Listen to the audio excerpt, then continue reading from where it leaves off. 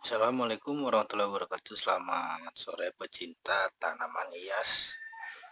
Nah, pada kesempatan kali ini saya ingin berbagi tips cara menanam pohon keladi api. Saya baru dapat dari perkebunan teman. Alhamdulillah satu karung saya angkut aja semua. Dapat 2 bak. Banyak tunas-tunas. Nah, sekarang kita cara memindahkan ke potnya agar lebih subur. Nah, ini udah saya pisah-pisahkan, kasih layu karena dia stres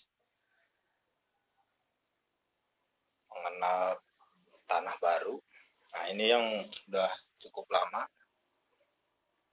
ada sekitaran 4 hari, sudah berbunga juga. Ini bunganya sudah mulai keluar. Ini bunganya nanti akan keluar pecah, itu bunganya. Ini yang sudah 3 hari yang lalu, tadinya sama layu seperti ini.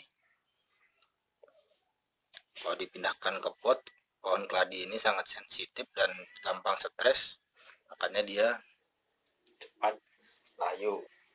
Nah, gimana caranya biar 2 hari atau 3 hari itu cepat pulih kembali normal dan seger? Oke, disimak videonya, jangan di skip-skip biar tidak gagal paham. Nah, ini bonggol-bonggolnya atau tunas-tunasnya. Oke, tunasnya ini yang masih kuncup belum mekar, ini anakannya, bonggolnya. Ini tunas-tunasnya bentuknya kayak ubi. Udah saya potong-potong jadi beberapa bagian tunas-tunasnya. Oke, caranya setelah layu seperti ini,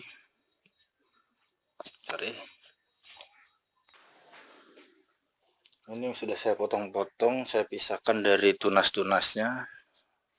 Gimana caranya agar cepat segar kembali setelah kita pindahkan ke potnya?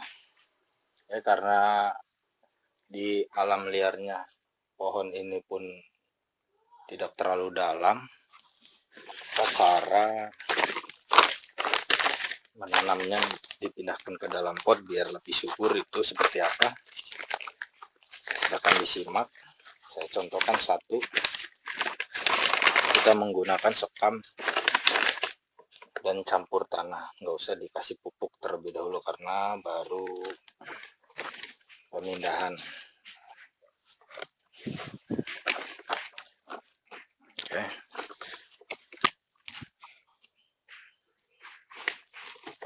Ya, ini sekam campur tanah, kita masukkan ke dalam polybag atau pot yang akan kita pindahkan setelah kita potong dari tunasnya.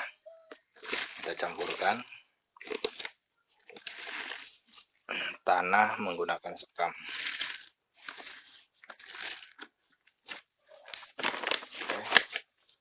Setelah cukup, kemudian kita kasih air sepenuh-penuhnya atau kita siram. Saya contohkan.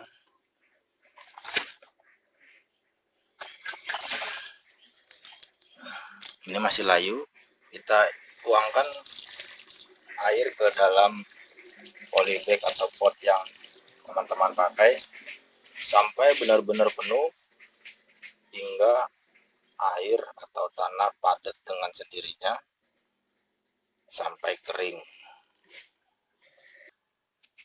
Oke, untuk yang kedua, jika tunasnya sudah saya potong, saya pisahkan dari tunasnya. Yang penting memotong itu masih ada akarnya, nanti dia akan tumbuh tunas baru lagi seperti ini. Pada pohon ini, pohon mengeluarkan tunas, mengeluarkan bonggol ini seperti ubi. Jadi nggak apa-apa kalau kita potong, kita langsung timbun dengan tanah. Tanahnya harus gembur karena pohon ini hidup di alamnya itu tanahnya tanah merah, tanah gembur. Kalau tanah kering tidak mungkin bakalan hidup, karena di musim kering dia pasti bakalan tidak tumbuh. Di musim kering dia tidak tumbuh. Di cuaca musim hujan seperti ini pasti dia akan tumbuh bermunculan baru, karena tanahnya sudah mulai gembur atau sudah mulai basah kembali. Nah, kalau yang ini saya kasih tunasnya, tidak saya potong karena saya pengen lihat proses penumbuhan tunas ini besarnya itu dalam jangka waktu berapa bulan. Kita lihat juga kesuburan daunnya itu lebih bagus menggunakan bonggolnya atau hanya menggunakan akar.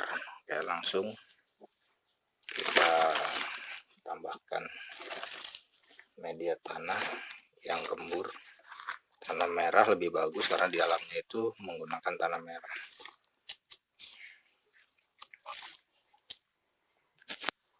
Jika daun yang seperti ini sudah sangat layu banget, dilihat layu banget, sudah letoy. Jika ada tunas yang di pinggir sini, lebih baik kita pisahkan agar pertumbuhan daun yang layu itu bisa lebih fokus ke daun yang layu, bukan ke tunas yang sudah mati. Nah, langsung kita tancapkan lagi ke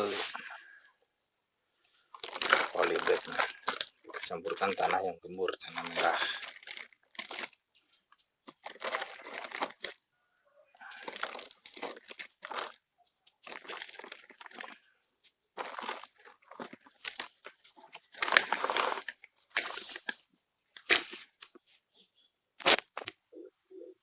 Jangan di skip, nanti akan saya perlihatkan Cladium pertama saya dapat di kebun. Akan saya perlihatkan sudah sekitar 3 mingguan saya menemukan dari kecil di alamnya. Saya perlihatkan nanti sudah subur-kah atau sudah menambah daun baru kah. Jangan di skip-skip. Untuk teman-teman yang ingin menghemat biaya belajar bertanam atau mengenal tumbuh-tumbuhan, saya menggunakan polybag, itu polybag bekas plastik minyak sayur. Itu lebih awet, lebih tahan, lebih kuat. Saat saya banting-banting tidak akan robek selama 2 tahun. Kalau polybag yang ada di pasaran itu 3 bulan sudah pada robek kalau kita pindahkan. Ini saya bisa berkali-kali menggunakan polybag ini karena polybag ini sangat kuat. Lihat, semua tanaman saya menggunakan polybag dari bekas bungkus minyak sayur karena lebih tahan, lebih kuat.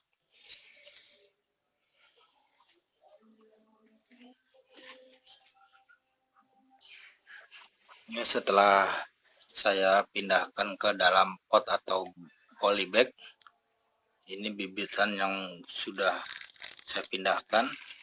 Kemudian cara penyiramannya, kalau untuk yang masih kecil-kecil itu jangan terlalu banyak menggunakan air, karena pohon ini tidak suka dengan kebanyakan air walaupun hidup di musim hujan, karena di bawahnya itu ada tunas atau umbinya, dia gampang atau mudah busuk.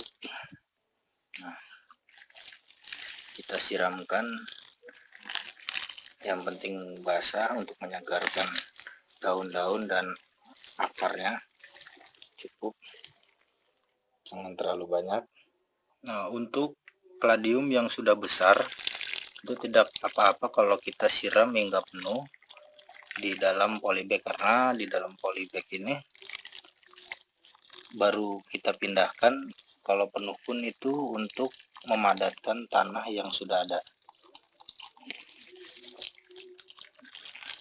biar tanahnya padat, nyatu semua ke akar. Makanya saya penuhkan juga tidak apa-apa.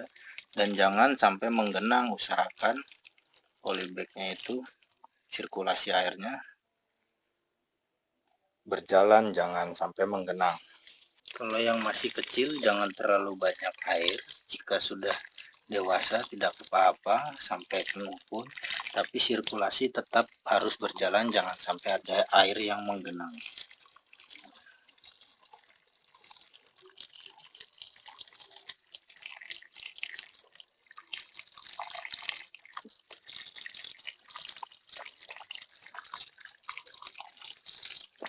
Oke. Alhamdulillah dapat sekitar kurang lebih 20 polybag dan 2 bak. Nah, ini keladi pertama yang saya dapatkan sekitar 3 mingguan. Tadinya hanya 2 daun. Sekarang kita hitung 1, 2. Ini tadinya 2, ini sama ini. Sekarang sudah muncul daun baru. Yang ini karena masih kecil dong. Yang ini. Tumbuh 2 daun, ini sama ini.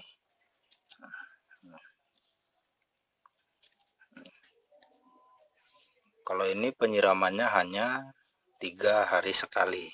Tapi saya siram cukup lumayan banyak karena saya lihat bonggolnya sudah terlalu besar di bawahnya, makanya saya siramnya 2 hari sekali. Tidak usah terlalu banyak.